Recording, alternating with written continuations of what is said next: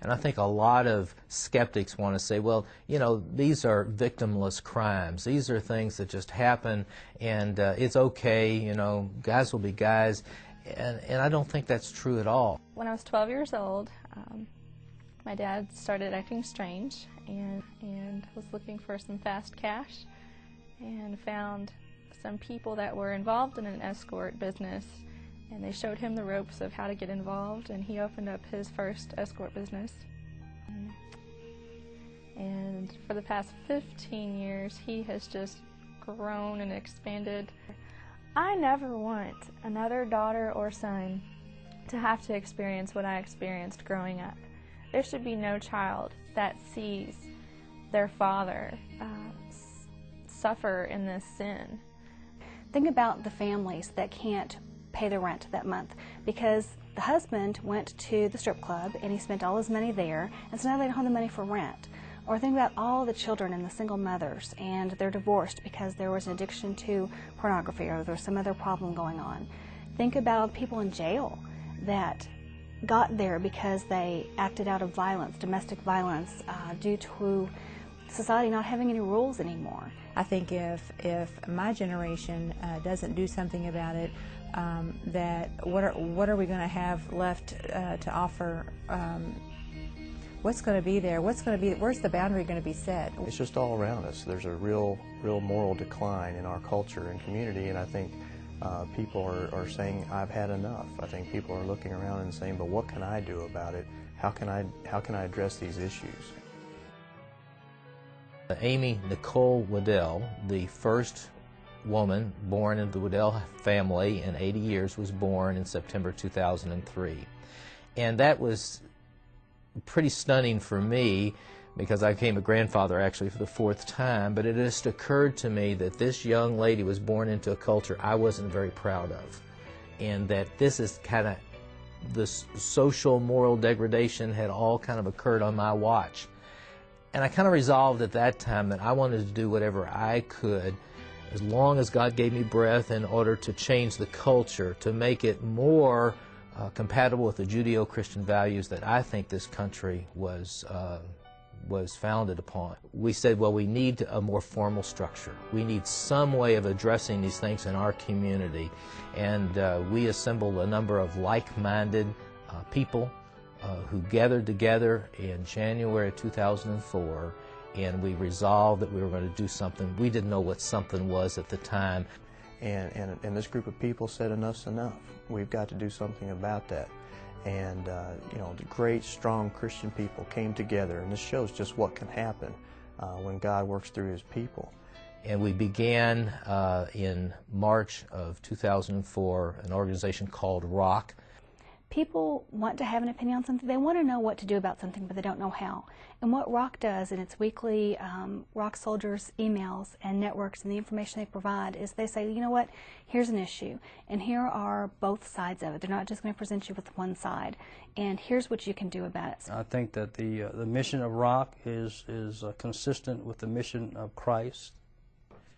I think ROC is trying to hold the line and even improve our communities and the area of Kentuckiana for a safer and healthier place in which to live.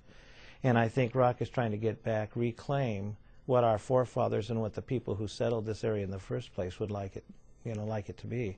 ROC's purpose is religious and educational, and so what we're trying to do is just raise that bar of righteousness. You know, we didn't get from this point to this point overnight. It happened in increments. And as long as it took to get where we are today, we can't do this overnight. It won't be in the course of a year. It will be us stepping up incrementally to take these areas back. But the message that I always want to make sure we understand is this is God's battle. And He can win this battle, and we can be vehicles by which we make change happen. But we've only scratched the surface. We've just gotten started. And that's why I think I'm so excited about where ROC is headed, because as we raise awareness and as we unite and reach out to people across Kentuckiana and they learn what ROC's about and what we're trying to do, I think it's going to be an amazing impact as we speak with one unified voice for people of faith in our community. I think more than anything else, we need people who are passionate about these issues, people that hurt when they see our communities hurt. Rock needs action. Rock has reached out to a lot of people, and a lot of people think, hey, this is a good idea. Great. Glad you believe in it. Glad you believe that marriage should be between one man and one woman. But you know what? You know, and it ain't going to go help. Many are called, but few are chosen. So, and to be chosen simply means you respond to the call.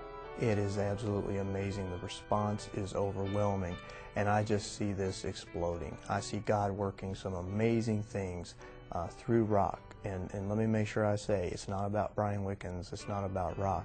It's about what God's going to be able to do through Rock. God has not called us to success, but to faithfulness. We have to be faithful. We have to go out and engage those issues that affect the family. You know, we are in a culture war, and we know that. And there are many battles as part of this culture war. But I think what we have to make sure we always keep in sight is that this is a battle that can be won. And I'm looking right at people today and saying, stand with us.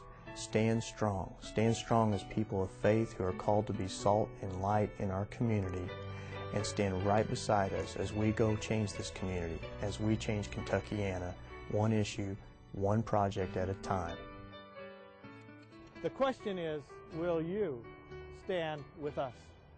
Stand with us by praying with us. Pray for our nation, our community, and our leaders. Stand with us by staying informed. Sign up for Rock's newsletters and keep your family, friends, co-workers, and elected officials informed of what Rock represents and stands for. Stand with us by volunteering. Become a Rock soldier. An ever-growing number of people who are willing to take a stand. Get off the sideline. Even you can make a difference. Stand with us by having Rock come and speak to your church, group, or organization to discuss important issues facing our families in our community. Stand with us by supporting Rock financially. Make a tax-deductible contribution. With your help, Rock will be able to raise the bar of righteousness in our community and change Kentuckiana forever. What we need are people who share the vision of Rock, who believe as we do that together we will forever change Kentuckiana. Will you stand with us?